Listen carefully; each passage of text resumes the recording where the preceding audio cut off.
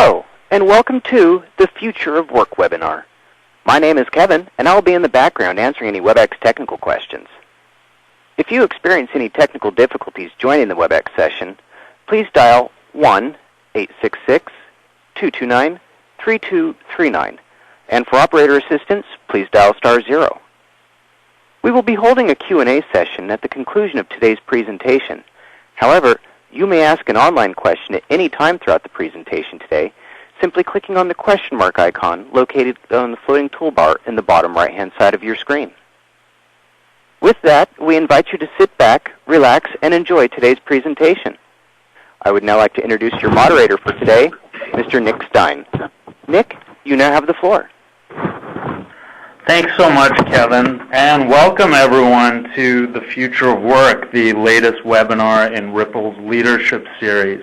We are really excited today to have Becker with us, the co-founder of Get Satisfaction and co-author of the recently published New York Times bestseller, Get Lucky.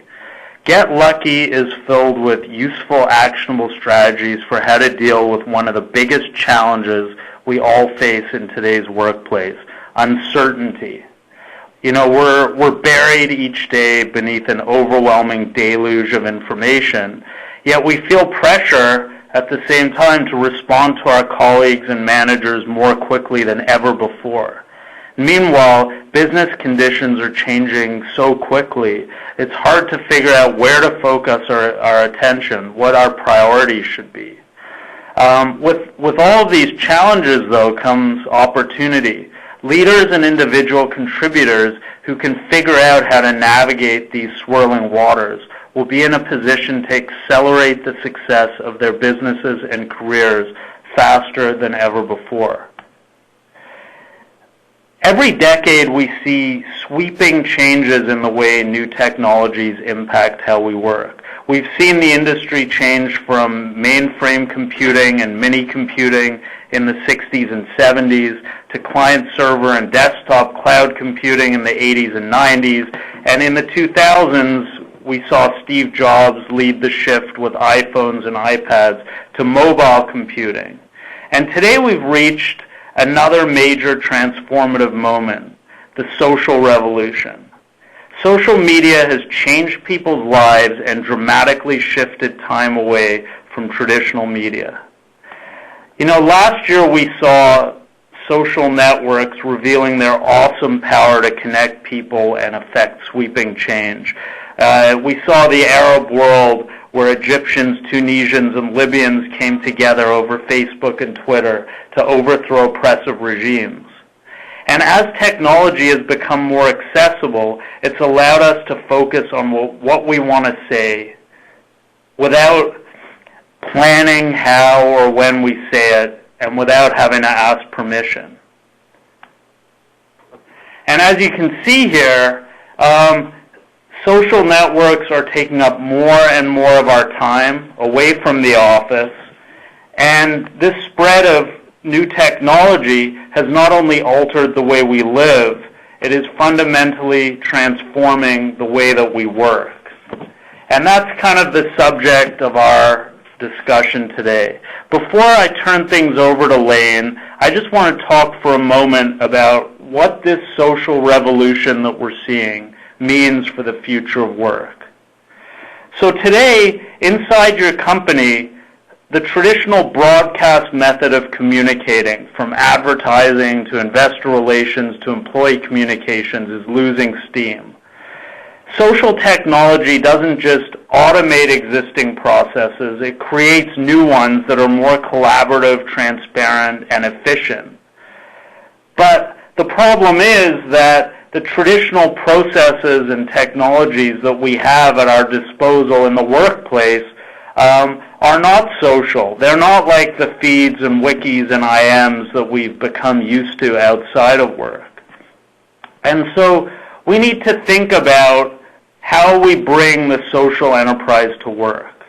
How do we stay aligned and engaged in real time so that we can reach each other instantaneously around the clock over networks that were designed for these new tools and through content that conveys our interests and priorities. Now, the other fascinating thing I want to... Sorry, I just had an echo here for a moment. One of the other fascinating things that I wanted to mention about this social technology is the voice that it carries with it. It's a new voice. It's one rooted in authenticity. And it's creating and conveying and processing an information in a very unfiltered way. And that's why the enterprise that we see today has to be specific. It has to communicate regularly. And it has to welcome those into the conversation that used to be excluded. Because I think that whereas transparency and authenticity used to be just buzzwords, today they've become practical necessities. And so we're seeing this historic divide that once separated management and employees. It's just not sustainable in a world that has embraced instant communication, mutual accountability, and shared reward. So with that, I would like to turn things over to our featured guest today, Lane Becker. As I said, Lane is the co-founder of Get Satisfaction, which is an online customer service community platform used by over 65,000 companies. And his new book, Get Lucky, which he co-wrote with Thor Mueller, is an amazing read, and I encourage all of you to go out and get a copy of it. And so now, Lane, welcome. We're super excited to have you here, and I'd like to turn things over to you. Great. Well, thank you for having me here, Nick, and thanks to everybody for joining. I need to get my slides up. So today, what I'm going to talk to you about is, what I'd like to talk to you about is my take on the future of work, our take on the future of work. And as Nick mentioned, I was one of the co-founders of a company called Get Satisfaction. Get Satisfaction sells customer community tools. It's currently used by over 70,000 companies, which is very exciting to me since when we got started it was used by 0. It's been quite a ride, and along the way, what we discovered as we started to work with Get Satisfaction, we started the company in 2007, so really at the beginning of the social revolution. Before Twitter was big, before Facebook was for anyone but college students. And along the way, as we would build our tool, which was at the time a new idea, I mean, think back to 2007 when it was a crazy idea, frankly, a lot of the initial customers that we spoke to, when we would say, you should be open and transparent with your customers, you should acknowledge that they're online, you should find ways to connect and collaborate with them because your customers can have more value to you than just during the initial purchase. As we worked with Get Satisfaction, as it grew, as social technologies took off, as Facebook and Twitter got bigger and bigger, as more and more companies came to us and said to us, we'd like to work with you, we'd like to figure out how to integrate your community platform into our CRM tools, into our CRM stack, we would notice over time that some companies would do a much better job of it than others. And so we started to ask this question, what is it about some companies that when they are presented with this new concept, this frankly radically new concept for many companies about transparency, collaboration, openness, embracing social, figuring out how to integrate it into their organization, why is it that some companies take to it right away and other companies struggle with it, they resist it, their organizations are set up in a way that really holds them back from taking that new idea in and figuring out how to make it work? And so a lot of what I want to talk about today is actually about what those qualities are. What are the qualities of the individuals and the organizations that are best able to embrace new concepts, new tools, new technologies, to approach this idea of continuous innovation in a way that allows them to continuously, consistently adapt and stay ahead of the market. So I want to start with this number. The number is 43. It's a number I learned recently, one up from 42 from you sci-fi geeks out there. But 43 is the average lifespan of an American company.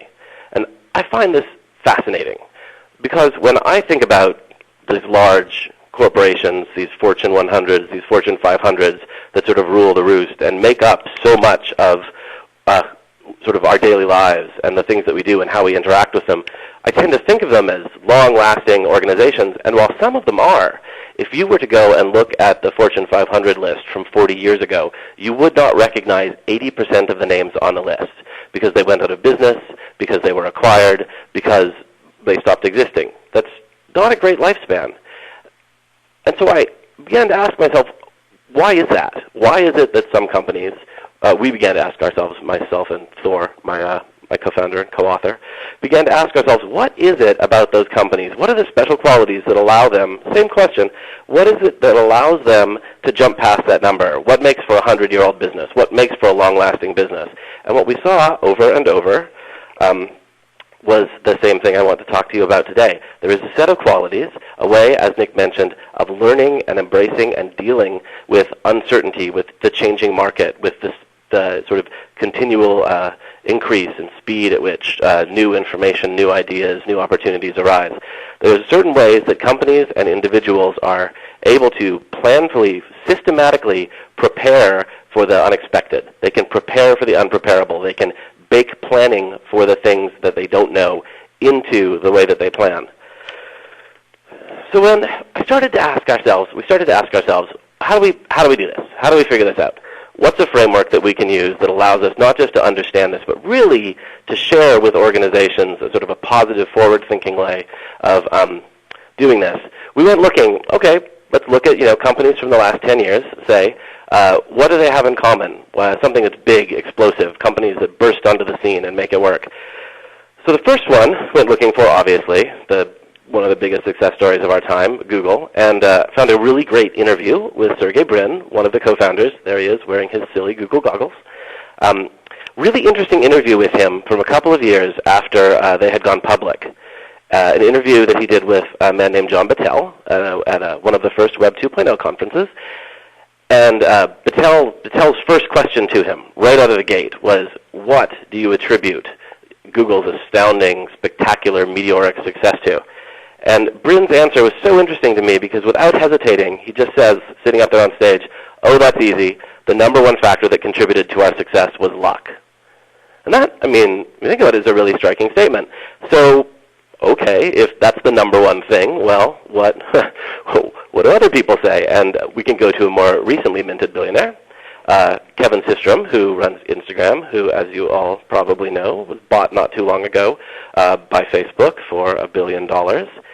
And it turns out that Systrom had exactly the same thing to say when he was asked exactly the same question.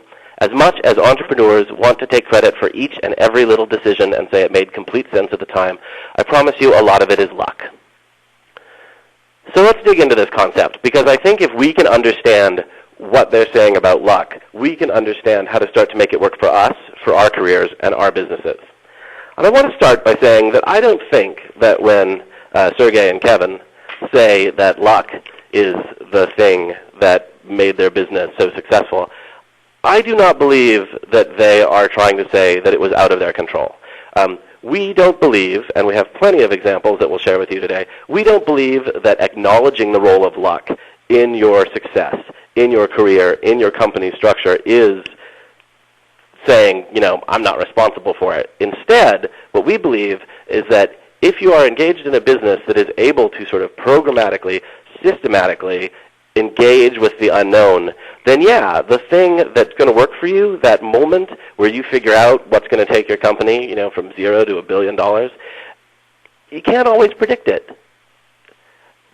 And that's basically all they were saying. But what you can do is you can create an environment in which that is possible. So I like to call this the too long didn't read version of my presentation. And so if you guys feel like dropping off after this one, I won't be hurt. The short version, as we started to explore this concept of luck, is this. Good luck is hard work. Whether you're Sergey Brin or Kevin Systrom or any of the other people that we're going to explore today, as we're going through different examples of how luck and the organization play well together and how they allow us to embrace uncertainty and prepare for the unexpected. At the end of the day, what it really comes down to is whether you're an individual or whether you're an organization, getting lucky, having that level of good luck, is really about embracing the hard work that's involved. The hard work before you get lucky, the hard work in the moment of having that lucky experience, and then all the hard work that comes after when you have to figure out what to do with it. So when we went looking around for more stories, so this is fascinating. We've seen all these incredibly successful internet billionaires telling us that luck is the thing that made their businesses so successful. We've gotten this idea that uncertainty is embracing uncertainty, figuring out how to get past that 43 years, figuring out how to continually innovate in your business is in this way about having this very sort of positive attitude towards luck and embracing the unknown. We went looking for more stories. And we found this really great story that I want to share with you today because I think in it is everything that you need to know about what it means to get lucky and embrace uncertainty and think about work in that context. It's the story of a scientist named James Schlatter. And James Schlatter was working a couple decades ago for a pharmaceutical company called GD Searle. And he was actually working at GD Searle. He was doing different amino acid combinations. So you can picture him in his lab coat with stuff bubbling up in his lab. He was looking for an anti-ulcer medication. So he was working for a pharmaceutical company. They were focused on medications. They were, in this case, looking for anti-ulcer medications. And if you know scientists, you know that it's just the process of sort of trying one thing after another and hoping that something works.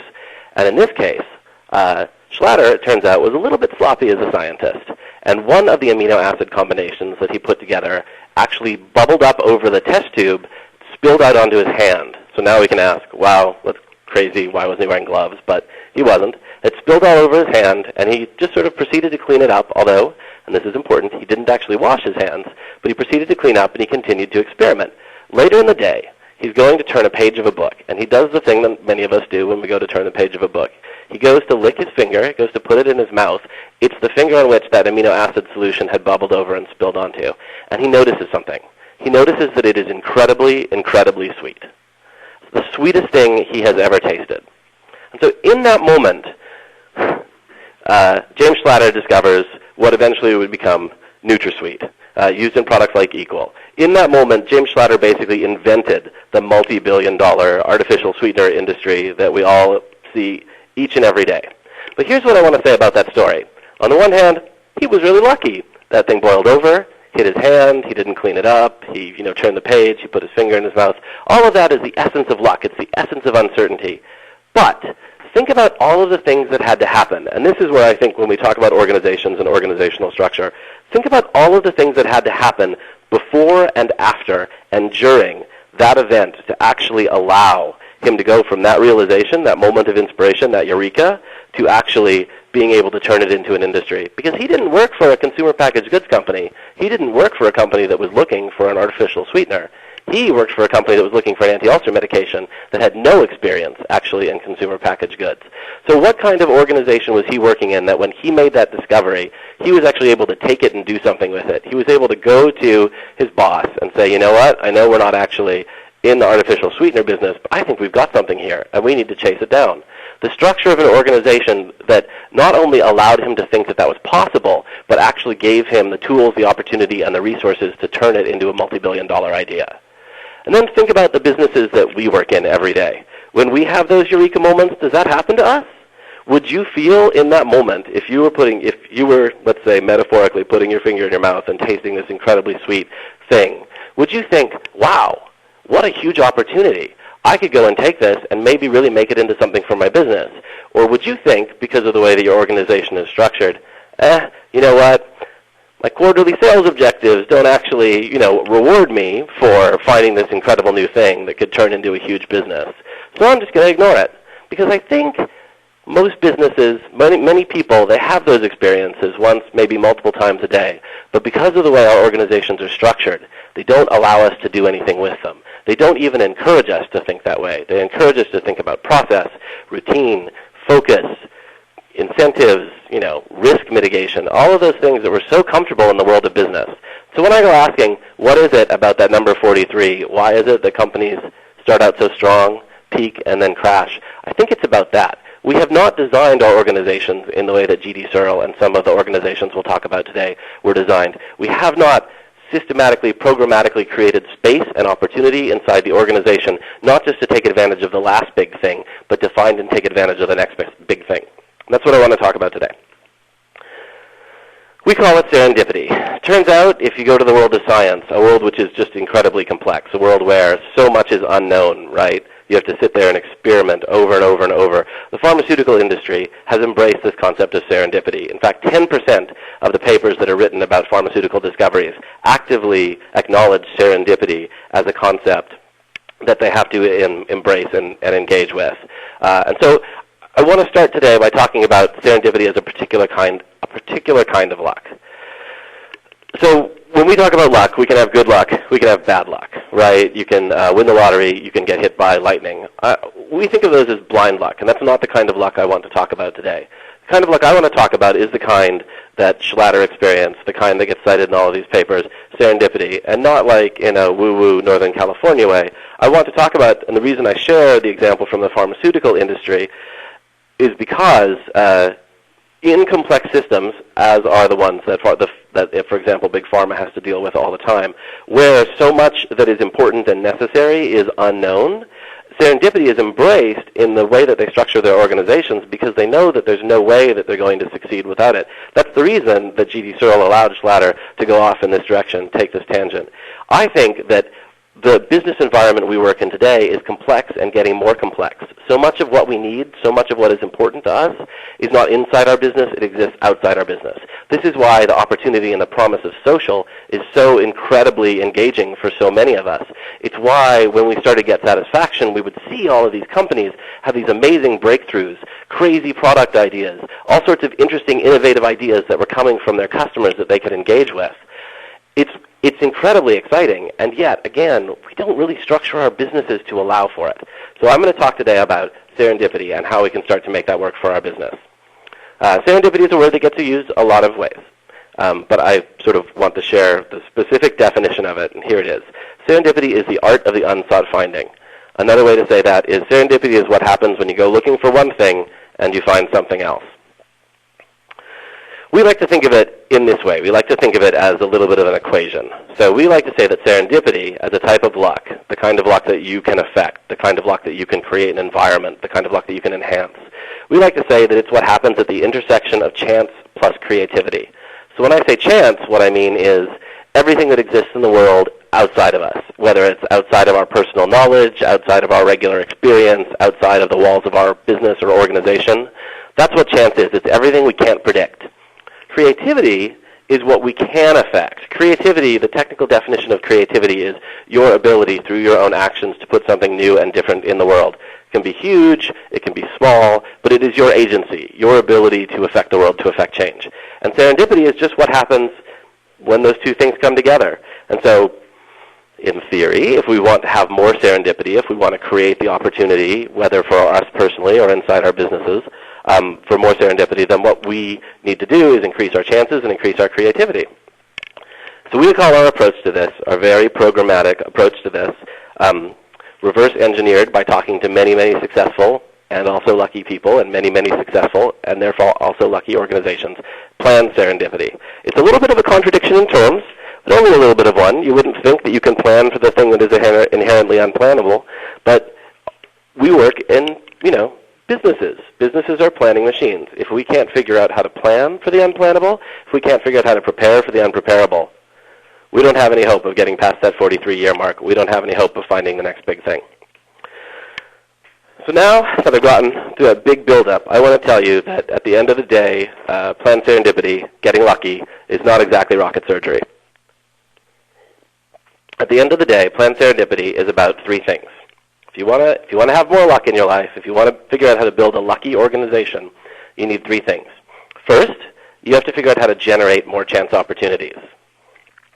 Famous American inventor once said, "I have never seen anybody stumble over anything sitting down." You have to figure out how to get up and out in the world and make things happen. The second thing is you have to be able to recognize those opportunities when they happen. I have talked to many, many successful people at this point in researching this book, and the thing that I have heard very, very consistently from all of them is that they were able, in that moment when something lucky happened to them, to see it. They were able to draw connections between things that other people couldn't connect. So we'll talk about how to do that. And then third, you have to figure out how to take action on the ones that matter. At the end of the day, people who are lucky are people who are willing to do something different. Because luck is, at the end of the day, what happens when you're going one direction, something better shows up, and then you choose to do something different. You make a choice to act in a different way. So again, when you say that you're lucky, when Sergey says he's lucky, when Kevin says he's lucky, the reason that they're able to say that is because they were willing to do this. They were willing to take action on the things that mattered and become successful as a result. So we call the first of these motion. And I'm going to talk to you a little bit about motion. It's the first of, in the book we talk about 8 skills of planned serendipity. I'm going to talk about 4 of them today. That way, if you get really excited about it, you can go figure out the other 4 by buying the book. So first, motion. Motion is simply the act of having new experiences. Sounds crazy, I know. Figuring out in a regular and planful way how to do something different every day. Figuring out how to make having something different happen to you every day part of your everyday experience. That's what I mean when I say planning for the unplannable. New experiences, new opportunities, new breakthroughs, they all come from new experiences. If all you do every day is go to work, sit in your cubicle, do the same thing, see the same people, have the same experiences, you're not generating more chance opportunities. You're not creating that opportunity for more serendipity. An easy way to do this, and one that works really well for most businesses, is just to go to conferences, to go to meetups, to go to any sort of environment where you are likely to have a new experience but in a familiar context, right? Many people have the experience of serendipitous interactions at conferences, and this is why. There's a lot of people there, and they care about the same things that you do, but they have a different experience of it. They have a different approach to it, and when they share those with you, sometimes lightning strikes. So that's what I mean when I say motion. Get up and do something different. A great example of a company that has figured out how to bake motion into its environment is Pixar. If any of you have read the Steve Jobs biography, you'll be familiar with this story. But Pixar is a building, the campus for Pixar, one large building, is a building that is built for serendipity. When Jobs was designing the floor plan, he actually put this giant atrium in the middle of the building, and he situated right there in the atrium every single shared service that people needed to use. He put the lunch line there. He put the coffee there. He put the mail room there. He put the copy room there. He tried, actually, it turns out, as the story goes, to put all the bathrooms there, but it was knocked down for logistical reasons, I guess. And what this meant was that even though people were spread out all over the building, a couple of times a day when they needed to make a coffee, when they needed to get a cup of coffee, they would all, regardless of who they were, regardless of where they were in the hierarchy of the organization, regardless of what department they worked in, they were forced to get up, walk over, and hang out in the atrium, this area that was kind of designed, if you've been there, it's very beautiful, open, airy, really designed to sort of get you to stand around and hang out for a bit. And the reason Jobs did this is because he knew that he couldn't plan for every single interaction that was going to matter. But what he could do is he could create an environment where those interactions were more likely to happen. So maybe you bump into somebody in the atrium and you have a good conversation, I don't know, about your kids, about what you're doing with the weekend, and that's fine. 999 of those interactions out of 1,000, probably like that. But that 1 out of 1,000 where it's 2 people from 2 different departments, maybe, one who's really high up and one who's really low down in terms of the organizational chart, bump into each other, standing in line for coffee, and they have that conversation that sparks a breakthrough.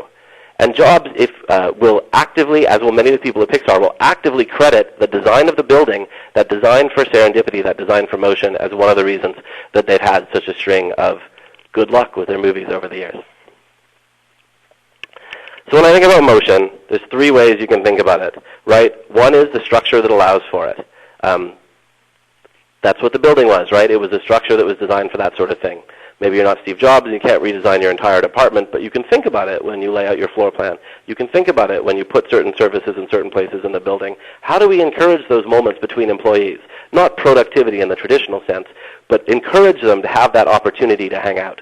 The second is a ritual, rituals that enforce it. I have a friend, Narendra is his name, Narendra Rosharol. He runs a company called Message Bus, and they take over their lunchtime once every month and basically just have new speakers in. And then every Thursday they actually do a thing where they just sort of pull everybody out and they screen a couple of different TED Talks, if you're familiar with TED Talks. And his whole point in doing this is to shake things up, is to bring in somebody new, is to create motion in the environment by taking over that lunchtime ritual that everybody already does and figuring out how to make it insightful, interesting. Maybe nothing will come of it, but maybe it'll spark in an engineer or a salesperson's mind an idea that they're able to take somewhere. And then the third is a culture that encourages it. Businesses need to recognize that although it can be challenging to admit this sometimes, giving your employees the space and opportunity to think this way is critical. It's critical to give them those moments where they're just hanging out, where they're interacting, where they're not planning to do something, where they're not expected or required to do something, where they're not aiming to hit their quarterly targets. They just have these opportunities to broaden their mind, to think about things, to draw connections between things in different ways. A culture that does that, and one that comes from the top down, is absolutely a necessity. As you'll see over and over and over in this presentation today, if the business at the highest levels does not encourage this way of thinking, then that opportunity for the next big thing is never going to come about. That brings me to the second skill, preparation. Preparation is this idea that it's not enough just to put yourself in the path of good things. You have to be able to see them. The difference between a lucky person and an unlucky person, or a serendipitously lucky person, is that one of them, everybody probably has the same number of chances happen around them, but only some of those people recognize them and see them for the value that they have. So I want to tell a really great story that we found also from the world of science. It's about bunny rabbits, which is why I have this cute bunny rabbit picture here. I wanted to give you something fun to look at, but also I have to tell you it's a story about cutting up bunnies for science. Still, I didn't show that picture. I just showed the cute picture of the bunny, and we can focus on that. So this is a story from 1955 about two doctors. It's this crazy story. It's the closest you'll ever get to a controlled study of luck and what makes someone lucky. So the two doctors' names were Dr. Lewis Thomas and Dr. Aaron Kellner. And these two guys were basically, in one sense, the same person. They had gone to the same schools. They had studied the same thing. They had done the same postgraduate research. They had ended up in two different hospitals located just within an hour's drive of each other. And they were actually both studying the same thing. They were both actually looking for a cure, a treatment for rheumatic fever. So crazy, right? In a sense, they're exactly the same person. But here's the thing. One day, and they were both actually using the same treatment. They were using a chemical called papain, and they were actually injecting it in the rabbits. They were trying to figure out if that would help them understand, how to treat rheumatoid fever, or excuse me, rheumatic fever. So here's what happened. When they would inject this chemical, papain, made from papayas, into the rabbits, their ears would flop over. So they would normally be straight-eared rabbits, but instead, when they would do this, almost immediately after the chemical was injected, the ears would flop over and they would turn into a lop bunny. Also very cute. The difference between the two is that Dr. Thomas would go on to realize that that indicated something really fantastically interesting and would actually allow him to develop some breakthrough cures for rheumatoid arthritis. Dr. Kellner did never notice it. So what was the difference between these two guys? Why was it that one of them was able, when that happened, to see that there was this opportunity and the other one wasn't? When we talk about preparation, we break it into three categories, and I'll talk about this and why one was able to do it and the other wasn't by sort of going through this. The first is what we call, when we're thinking about what is it that makes us able to see, what is it, what are those qualities of truly lucky people who are able to do these amazing things, see these things, get that kind of luck. The first is obsessive curiosity. You know, when Dr. Lewis Thomas, the one who found it, when he injected the chemical the first time, he noticed right away that the bunny's ears had flopped over, and he could not figure out why. He was obsessed with it. He actually studied it for 6 years. It took him 6 years from the first time he noticed that till the time he figured out why it had happened. And it was only because of that obsessive focus, sharing, coming back to it, all the time wondering, because it just lodged in his brain. He couldn't get it out of his head. Kellner, on the other hand, just dismissed it. The second thing is that he was able to do what we call arresting an exception. We actually got this phrase, arrest an exception, from Charles Darwin's son, because people would frequently ask him, what was it about your father that made him such an amazing scientist that he was able to make the discoveries that he did? And Darwin's son would say, my father's amazing ability was that he could arrest an exception. And what they meant by that was simply that he could, when something happened that was different, Darwin could see it. He would notice. In the same way, and I know that sounds crazy, but the truth is that our brains are designed not to see to see differences. They're designed to see similarities. They're like giant pattern recognition machines. And the structure of our businesses, our organizations, is designed for the same thing. We want to see the thing that we were expecting. But the ability to see something that's different is actually a really important and valuable skill. The first time that the bunny's ears flopped over, Thomas noticed it. Kellner, by his own admission, didn't notice it until the 40th or 50th time that it happened. That ability to see something when it happens, when it changes, is part of what makes you prepared. And then the third is he forgot what he knew to be true. We think about preparation. When we got the title for this skill, we got it from Louis Pasteur's famous quote, "Chance favors prepared minds." But the thing is, we tend to think about preparation as, everything that we have learned, everything that we know. We went to the right schools, we did the right things, we got trained up in our job, we were able to advance in our organizations because of that.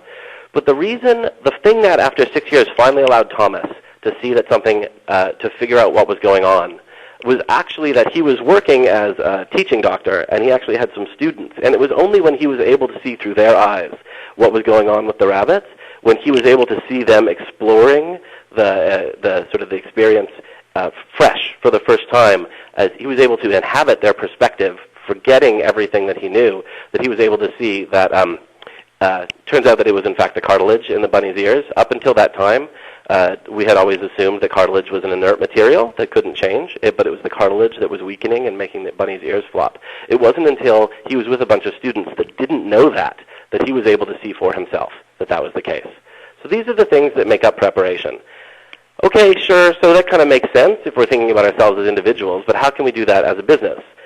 I like to tell the story of this company, One & Co., which was a design firm here in San Francisco. It was a design consulting firm.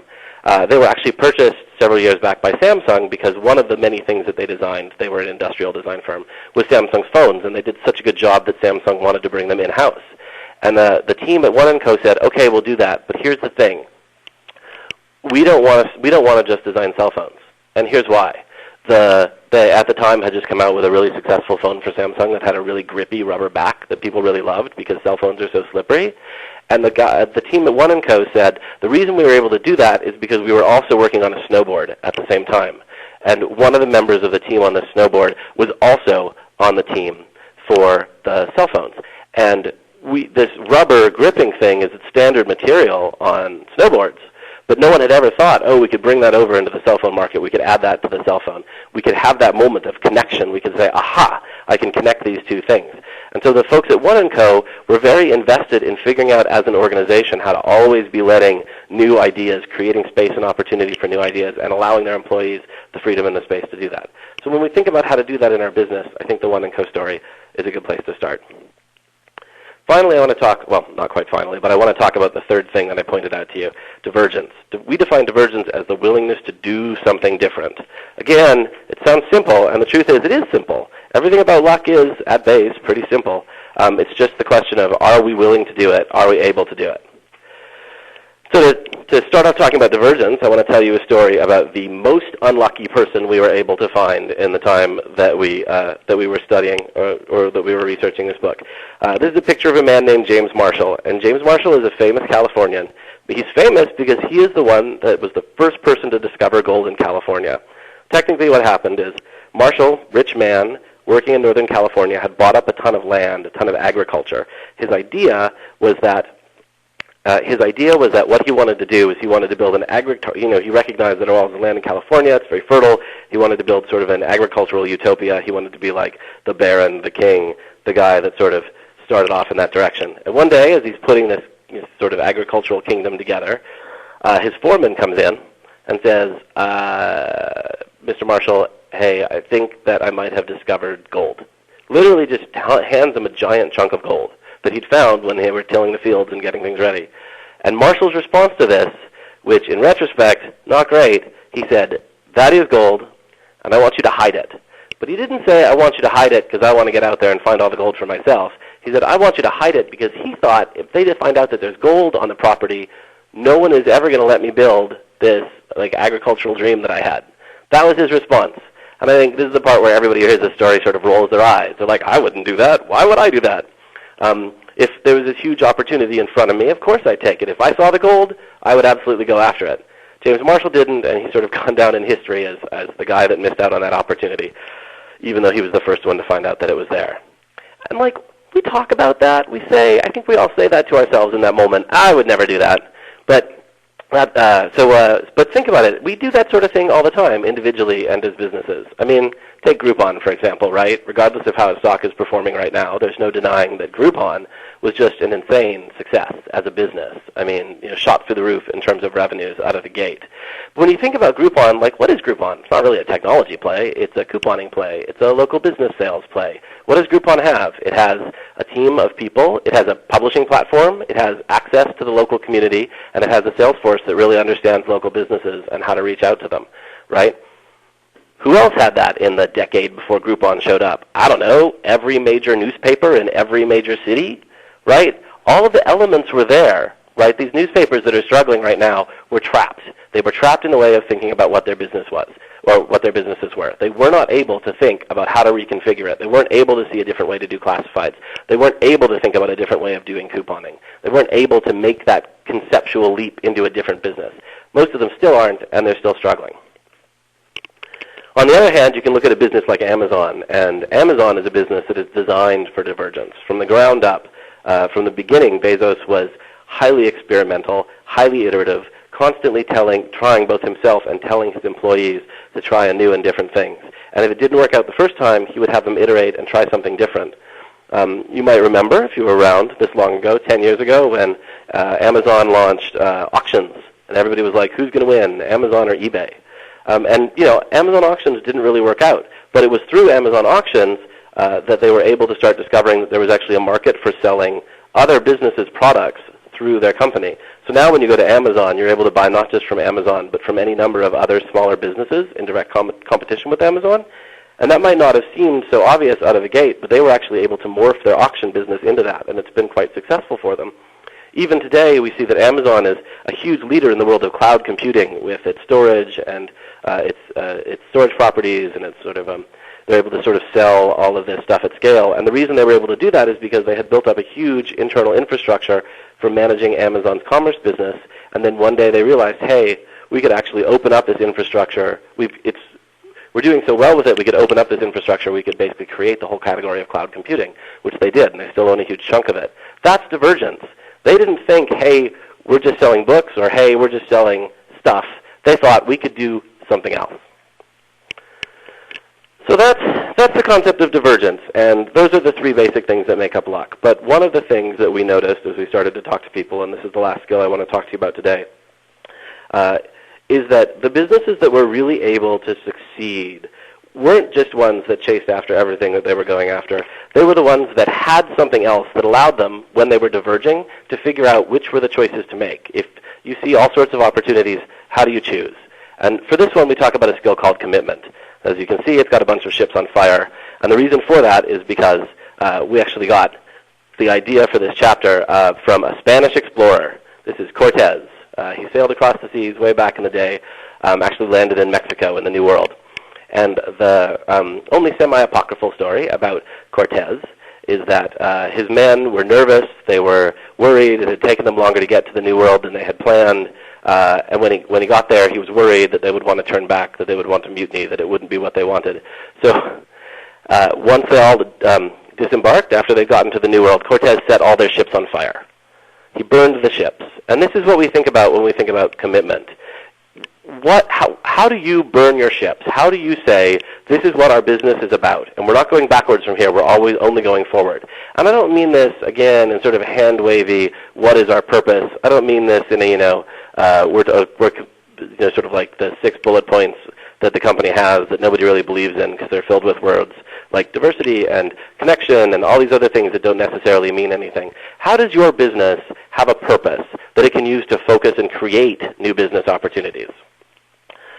There's a company called Interface. If you have ever seen, they're probably their most famous, they're a carpet manufacturing company. If you've ever seen the cool carpet tiles that come in squares, and you can get them in a bunch of different colors, and you can sort of arrange them any way you want. That's the floor product from Interface Floor.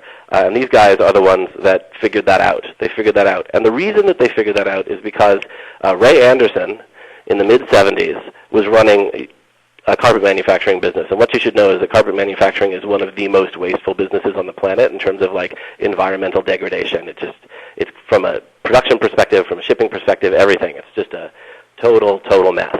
And in '73, Ray Anderson actually had an epiphany where he said, certainly in the late '70s, Ray Anderson had an epiphany where he said, we are going to figure out how to make our business sustainable.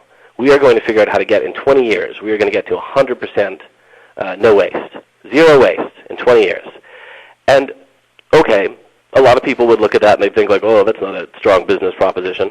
And yet it was because of that Ray Anderson and his team figured out the concept behind Interface 4. They figured out that if they cut the carpets up into squares, instead of shipping them these long, huge rolls, they could actually use traditional shipping processes. So this had multiple effects. One, it made the shipping costs and the delivery and transportation costs for them much lower. Two, it created an entirely new category of carpet. And three, it actually, category of carpet and one that people really took to. And three, it really made a name for Interface, separate apart from the rest of the industry, as someone who is innovative, forward-looking. So the reason they were able to do that is because Anderson had a very strong commitment to this purpose. And once he burned his ships, once he told everybody in the building, I know this sounds crazy, and I know that it's incredibly wasteful right now, but 20 years from now we are going to be at 0% waste, everybody in that building had to go figure out how to do that. And once they were forced to do that, once they were forced to start to figure out how to make it no waste, their minds opened up. They were able to be more creative. They were able to be more innovative. Once they knew they couldn't go back, they were able to discover things like the approach that involved carpet tiles. Carpet tiles. There they are. So we think about commitment. We think about it in three ways. One is what we call stick-to-itiveness. Anderson didn't say we're going to be 80% we're going to be at 100% no waste tomorrow. He said this is going to take us 20 years, and it might make us take a hit in the market at the beginning. It might mean that we have to do some things that reduce our profitability, but we know that we're going to get there. He was willing to stick to it. The truth is that actually in the years after they first made that promise, their pollution rate actually went up. It went up before it went down. And that was because they understood, again, that if they were committed to this and they were willing to make these changes, that it was going to require some things that would actually get them to their goal eventually. The second one is a willingness to say no. That's what he did. That's essentially what commitment is. You know, we tend to think about decisions as if they were right versus wrong. But I think a lot of successful businesses are actually able to make decisions that are what I would call right versus right. You know what I mean? Like, when it's just saying there are multiple good things that we can be doing, but this is the one that we know that matters to us, and so we are going to pick the one that is not just right generally, but is right for us, right for what we want to do. He said no to a lot of things along the way, but it was because of his willingness to do this that new opportunities like the floor product opened up. And then the third is just the idea that in a situation like this, you can only control what you can control. I think a lot of businesses think that they like to can control everything. And again, in Anderson's case, if we look at the Interface case, what we see is that he understood the thing that we can control is our output. The thing that we can absolutely manage for, the thing that we know that matters, is getting to zero waste in 20 years. And along the way, there will be problems, there will be difficulties, there will be things that will change, and we will just deal with those because we know that we are in charge of the one thing that we can actually make happen. So that's the presentation that I have for you. This is the book that we wrote that has the 4 skills that I just talked about and 4 others. There are plenty of other examples of businesses that have done these sorts of things in them, and I think, again, I just sort of want to stress that for me this isn't just about how do I get lucky personally, how do I build a lucky organization. For us, this is really about a necessary set of skills for businesses working in an environment that is as rapid moving and as complex as the one that we're in today. Thanks for your time. Well, thanks. This is Nick Stein again from Rypple. That was really insightful, and we really appreciate you taking the time to share some of the research that you came up with, and really a new way to think about a lot of very old ideas. And I wanted to kind of open this up to questions. And one thing that I'm curious about is that on the one hand, what you're talking about, a lot of these discoveries were made a long time ago. A lot of the examples that you give in your presentation and in the book. But on the other hand, we are facing a workplace right now, an environment where in many ways technology is breaking down a lot of those traditional silos that prevented the type of serendipity that you outline. And so I was wondering if you could talk a little bit about how some of the new technology that we have at our disposal today, and the fact that we are kind of a less hierarchical, we're becoming more networked. How is that allowing for the type of serendipity and the type of discovery that you talk about in Get Lucky? Absolutely. To me, the technological changes that we're experiencing as a business that are opening up new avenues to our customers, opening up new avenues to our fellow employees, as you said, removing walls, sometimes removing hierarchy, giving us new ways of expressing ourselves, new ways of thinking, new ways of connecting ideas, whether it's Get Satisfaction or Rypple or Facebook or Twitter, any of the other products that have been so successful along in this way.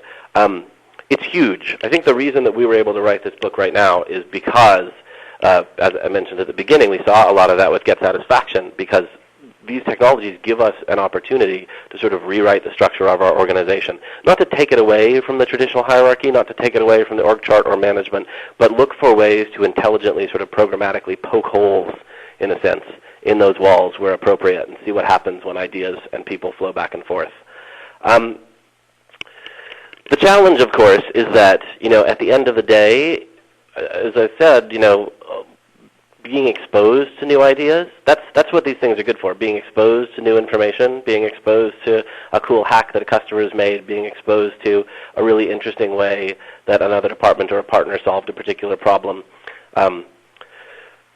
It can only get you so far. They're terrific, chance generation machines. They're terrific idea generation machines. But unless we can figure out how to train our employees and prepare our businesses to allow those customers or those employees to do something with that information, unless we give them the space or the opportunity to actually chase down their passions, to try out a new idea, to see if they can invent the next NutraSweet, unless we build the structures in our businesses to support around that, to support those new technologies, I don't think it's going to be the same thing. It's going to be, hey, I had a new idea, but nothing in my environment, nothing in the way that I'm compensated, nothing in the way that the social structure around me works suggests that I should do that. And so I'm just going to sort of put my head back in the shell and not make waves. So unless we can figure out how to do that, whether it's 20% time like Google does or some other examples in the book like 3M, which has all sorts of structures in place for figuring out how to actually build this into our business. Unless we can do that, we're going to fail the promise of these awesome technologies. So let's explore a little bit more about how we can do that, because I think that there's the core idea that runs through your whole book and the whole presentation today, which is an incredibly powerful idea, is this notion of being able to step outside of your normal routine. But how do you institutionalize that kind of behavior? It's a good question. I think there's many different ways to do this, as there are different company cultures. I mentioned a couple of examples. There's sort of structural stuff. There's, creating opportunities for employees. There's, in terms of like space, opportunities for hanging out. I think more importantly, there's a part of this that absolutely has to come from the top of the organization. An organization that is overly focused on a very specific set of metrics or a very specific set of behaviors for its employees that are focused on sort of diligently or rigorously or repetitively doing the same thing is not one that is going to give sort of their employees the mind space, the opportunity space to really grab a hold of that. A company that shuts down its ability for its employees to use Facebook or Twitter, as a simple example, is not a company that's necessarily getting the value of giving your employees time to pull back, to lean back, not just lean forward, to have that opportunity, that space. I think, the other challenge is that some of this stuff is not measurable, or at least not immediately measurable, and so companies that are very focused on measurement often don't see the value in it.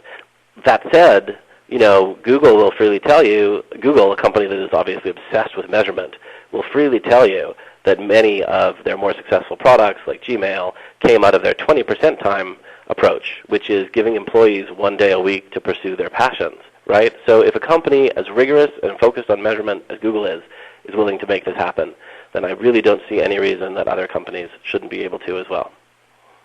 Now, you brought up you kind of touched on a very interesting shift that is happening today as well. When we talk about companies who are having difficulty allowing or opening themselves up to social media, I think we have to also look at how our work-life balance has changed. The notion that we all would start work at 9 and end at 5 just isn't a reality anymore for most of us. And so, I think one of the really interesting shifts that I wanted to get your view on is that people's work identity and their life identity have sort of morphed into one.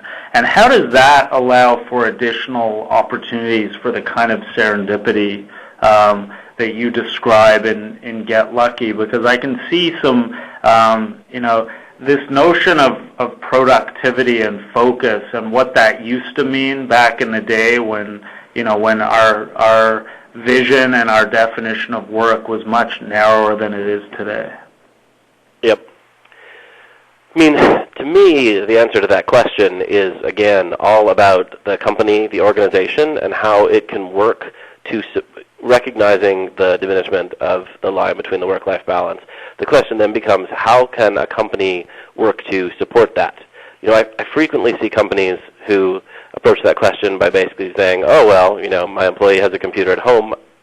I can just sort of have them on call 24/7, right? Meetings at 2 in the morning, and because it's halfway across the world or whatever it might be. And I think that looking at that spare time only as an opportunity to squeeze more traditional productivity out of your employees is, well, besides the fact that I think that ultimately it's going to lead to some pretty high burnout, I think it's not necessarily the best way to do that. To me, recognize that, yes, sometimes your employees will be working on the traditional things, and they might be doing it at home, after they put their kids to bed, or they might be doing it in the afternoon, but from a coffee shop instead of from your office. I think recognizing that there is value in that productivity is terrific, but I really think that the most successful companies, the ones that understand the value in giving their employees sort of time and space to pursue ideas, pursue passions, are the ones who say, how can I support their other activities? Sort of flip the question around and say, not just how can I support them in the sort of the traditional 9 to 5 time, but how can I figure out how to support their activities, their life activities, not just their work activities outside of this building? What are the things that I can do to make their lives, especially recognizing that they're going to be doing this kind of 24/7 work, to make their lives more interesting, more valuable, whether it's, giving them the opportunity for like additional training or even pursuing training in things that maybe is somewhat different from what their job traditionally is, to figuring out how to just support various and sundry different kinds of lifestyle opportunities that they have. I think that the companies that are able to do that, I don't think we have to work very hard in this country to get our employees to do the work part harder or better. I think these companies should actually be working to do the life part better, because I think that's where a lot of the additional serendipity will come from.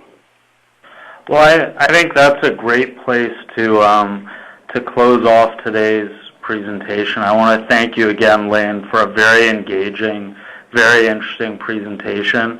Once again, would encourage everyone to go out and get this book, because it's everything Lane talked about today and a lot more. And then the last thing I would say is, just for those of you who are interested in learning more about how Rypple can enable some of the behaviors that we are discussing, I'd encourage you to check out one of our Intro to Rypple webinars. The next one's coming up next Wednesday at 3 p.m. And we'll be sending out information after this on how you can get that. And our next leadership webinar presentation will be a sales-focused webinar with Shirzad Shamin, the New York Times best-selling author of Positive Intelligence, and that will be next month. So thanks again, everyone, for joining. Thank you very much, Lane, and we'll see you again. Ladies and gentlemen, this concludes this conference call. You may now disconnect your lines. Thank you and have a nice day.